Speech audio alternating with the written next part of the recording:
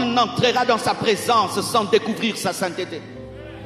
Personne ne peut entrer dans la présence du roi des rois sans découvrir sa nature de sainteté.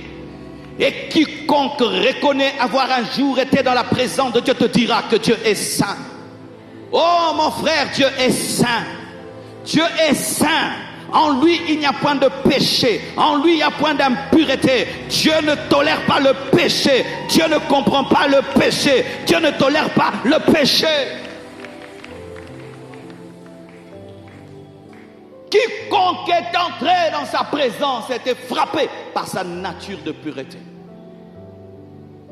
Et lorsque Ésaïe entend les anges crier la sainteté de Dieu, et cela était accompagné des tremblements de terre, la sainteté de Dieu dégage la puissance de Dieu.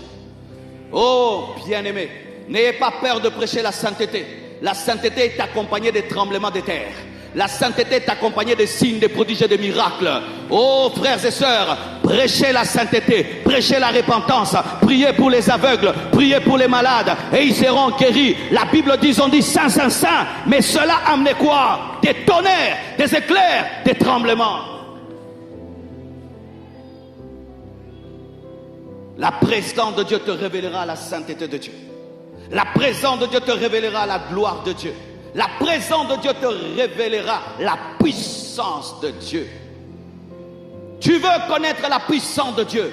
Va dans sa présence et tu découvriras qu'il est capable de bouger les fondements de la terre. Tu veux savoir que Dieu est un roi? Va dans sa présence et tu sauras qu'il n'est pas n'importe qui. Tu veux connaître la sainteté de Dieu? Va dans la présence. Lorsque j'ai rencontré la présence de Dieu à l'âge de 15 ans,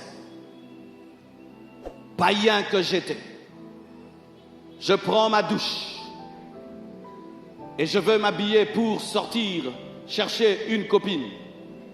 Je me tiens devant la porte pour l'ouvrir. Je vois une lumière soudaine qui m'apparaît.